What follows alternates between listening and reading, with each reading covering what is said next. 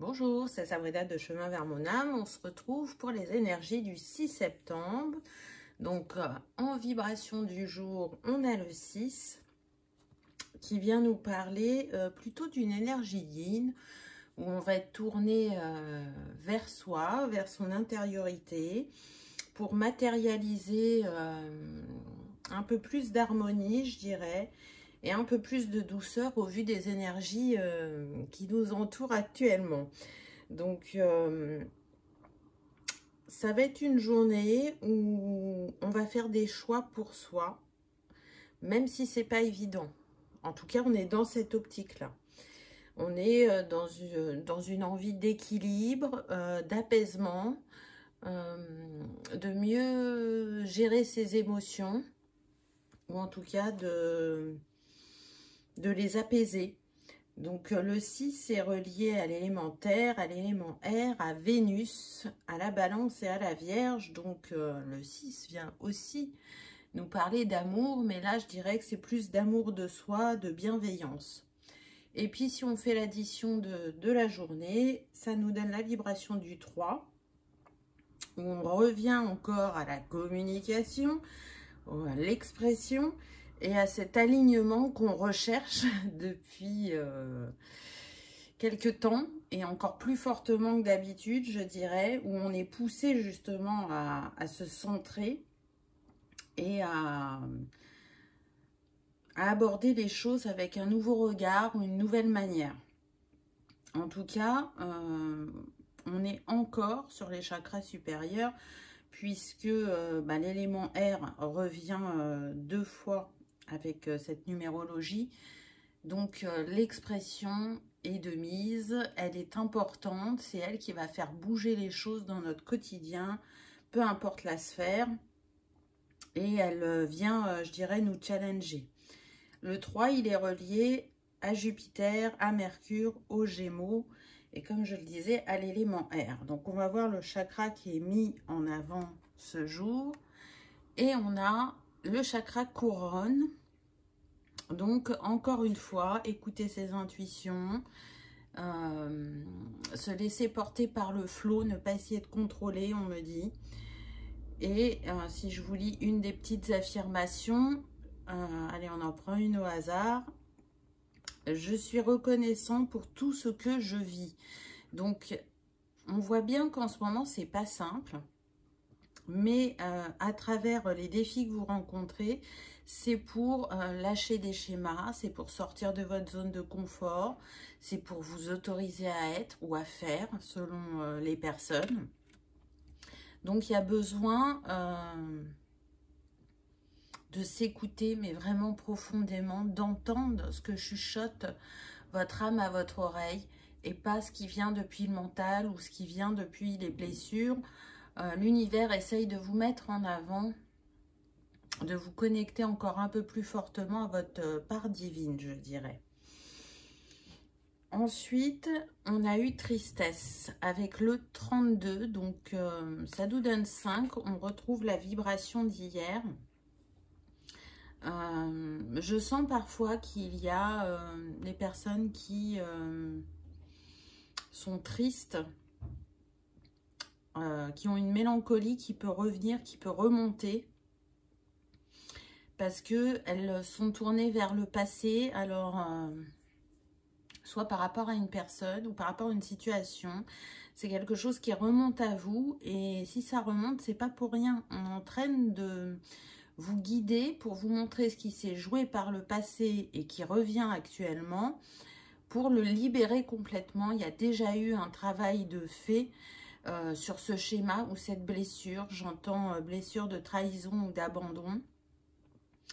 Et c'est l'occasion, là, avec ces énergies, avec ce 5, de faire changer les choses, de faire opérer un mouvement, un basculement. Parce qu'on voit avec ce bouquet de fleurs sur le crâne de cette femme, c'est qu'il y a une richesse intérieure qui est là et qui vous permet de rebondir et de transmuter ce qui a besoin de l'être et qui va changer vos rapports ou votre construction dans votre quotidien.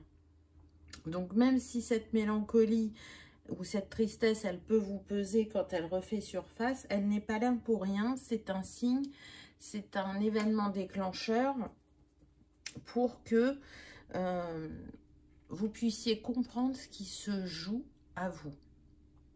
Je sens qu'il y a des personnes qui peuvent se remettre dans la position de victime au vu de ce qu'elles vivent dans le quotidien.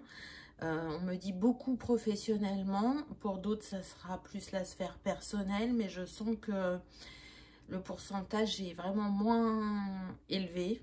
On me dit 30% pour la sphère personnelle. Donc, peu importe la sphère où vous êtes impacté, cherchez en vous quels sont les trésors qui vont vous être utiles pour dépasser cette expérience, pour en acquérir les leçons et pour sortir de ce qui peut vous faire souffrir, entre guillemets. Donc, vous voyez, dans les cartes, là, ça continue. C'est pas des cartes douces, hein. On est vraiment challengé. Et on le voit encore avec cette autre carte qui nous parle d'ennemis. Donc, là, ce que je ressens, c'est que le pire ennemi que vous ayez, entre guillemets, c'est vous-même. Et c'est ces émotions qui vous chahutent, qui vous perturbent et qui font que vous n'êtes pas dans une vision claire et juste. Il y a aussi une dualité. Donc, encore une fois, vous êtes poussé à faire des choix. Pas les choix peut-être que vous auriez pensé au départ. Mais c'est pas ça le plus important. Le plus important, c'est de vous remettre sur votre trajectoire, apaisé et aligné, avec un regard clair sur vous-même et sur la situation. Je sens que pour d'autres, ce qui passe par vos émotions, c'est de voir l'autre comme l'ennemi. Mais en fait, ça va faire que amplifier votre mal-être. On vous invite à regarder vraiment l'autre comme un miroir. Qu'est-ce qui vient réveiller chez vous, qui vous perturbe autant? Et s'il est là, pour réveiller ça en vous, c'est pas pour rien. Je sens que pour certains, on peut être dans le style de phrase « j'aime pas les gens » ou « l'autre est mon ennemi ». Voyez, alors ça ne veut pas dire que c'est dit de manière récurrente, mais en tout cas, ça apparaît à certains moments. Et peut-être que ces phrases, justement, vous n'en avez plus besoin. Peut-être que ce regard que vous avez sur l'autre n'est plus ajusté à la personne qui est en train d'évoluer. Et là, vous avez peut-être la sensation de faire un pas en arrière, de retourner dans ces vieux schémas du passé, et vous ne comprenez pas pourquoi. Donc, du coup, vous avez cette sensation de ne plus ou pas avancer, ou de stagner, ou d'avoir fait tout ce travail pour rien, alors que ce n'est pas le cas. Ce n'est qu'une illusion, c'est une facette qui remonte à vous pour complètement la libérer. Ensuite, en astrologie, on a eu la maison 9 qui vient nous parler de spiritualité, d'études supérieures ou de voyages lointains, de quête de sens. J'expérimente l'élargissement de mes horizons et découvre ma spiritualité. Donc encore une fois, on voit que c'est relié à votre chemin spirituel, que c'est une invitation à l'ouverture de conscience sur le monde et sur vous-même, sur un voyage intérieur qui va donner du sens à votre quête et pour certains qui va faire évoluer votre éveil, je dirais. C'est comme si cette carte, elle venait vous dire comment vous vous ouvrez dans votre vie, au monde, à votre spiritualité. Est-ce que vous êtes dans une avancée constante ou est-ce que c'est par à-coup? Et peut-être que ça vient vous inviter justement à vous ouvrir de manière plus fluide parce que vous avez acquéri des compréhensions et une sagesse qui sont là pour vous appuyer dans chacun de vos moments et peut-être que actuellement vous le ressentez moins. En tout cas, ça fait appel à votre foi, à votre reconnaissance personnelle. Et avec le 9, je dirais qu'on est sur une fin de cycle. Et c'est peut-être aussi pour ça que ça vous chahute autant. Ensuite, on a eu conjonction. impulsion, nouveau départ, mutualisation des énergies, fusion. On est dans l'archétype du bélier. Donc, dans cette énergie d'action, vous voyez, au début, on avait l'énergie yin. Et peut-être que suite à votre journée, vous allez reprendre confiance, vous allez comprendre ce qui s'est joué pour vous comme miroir et être de nouveau dans cette énergie d'action où vous allez avoir des idées en tête ou comment mettre en place la prochaine étape. En tout cas, moi je sens des personnes proches du but, d'une libération importante, et parfois quand on en est proche, on a quand même les doutes et les peurs qui peuvent remonter et qui provoquent une confusion. Et si ce n'est pas les peurs, ça peut être aussi le mental. En tout cas, avec la conjonction, là, ça nous donne justement une impulsion pour soit prendre un nouveau départ avec soi-même, soit pour mettre un nouveau projet en place pour lequel on a mis du temps à se décider pour agir. Il y a vraiment des énergies de renouveau, des énergies de feu, d'action, mais avec une vision claire, je dirais. Parce que comme ça le disait sur la carte, on mutualise des énergies, mais on mutualise aussi ses compétences et son expérience, on les met à son service pour avancer, pour ne pas rester figé, parce que toutes ces énergies ambiantes nous amènent. Alors, quelle fleur va vous accompagner en ce jour? Le genêt, avec le 22, qui nous parle de choix. Donc, on voit bien que c'est une journée où, effectivement, vous pouvez prendre une décision ou vous retrouver à un carrefour. Et encore une fois, vous voyez, là, le genêt, il est sur le crâne de cette personne. Et on vous dit de faire appel à votre intuition pour faire ce choix. N'écoutez que votre cœur et votre âme et pas le mental ou les peurs. C'est un choix salutaire, on me dit.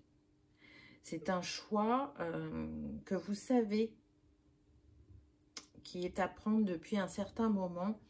On voit bien qu'avec le genêt, on est de nouveau sur le chakra coronal par rapport à la couronne, mais ça me fait penser aussi au chakra du plexus.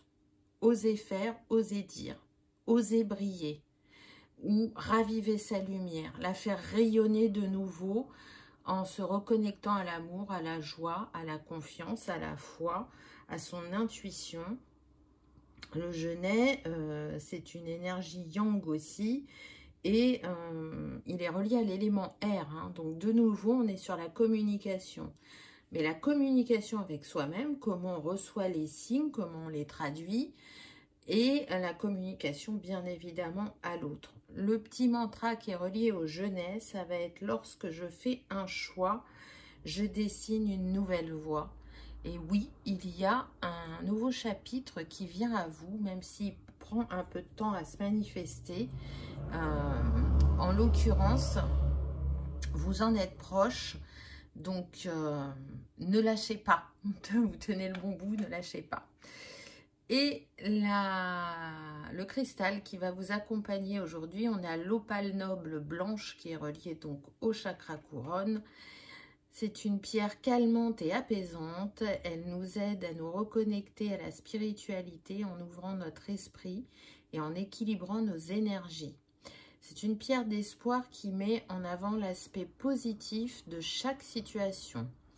Elle nous incite à ouvrir notre cœur à l'amour et à la tendresse, à en offrir et à en recevoir. Pierre qui facilite la méditation et améliore l'intuition et la clairvoyance. Je pense que ce sera bienvenu ce jour. En signe astro, on nous parle du Capricorne, du Lion, du Sagittaire et du Poisson. Et les intentions à poser: je suis clairvoyant, j'ouvre mon cœur à l'amour, je vois le positif en chaque chose et je me reconnecte à ma spiritualité.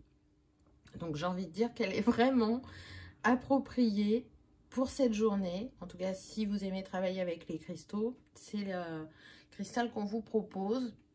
Vous le savez, si vous ne l'avez pas, chez vous. Vous pouvez y faire appel de manière éthérée, ainsi qu'à la fleur. Je trouve que c'est un beau combo qui peut vous soutenir pour cette journée du 6. Voilà, j'espère que vous aurez passé un agréable moment, que ça aura vibré, que ça aura résonné. Je vous remercie d'avoir regardé ma vidéo et je vous dis à demain. Au revoir.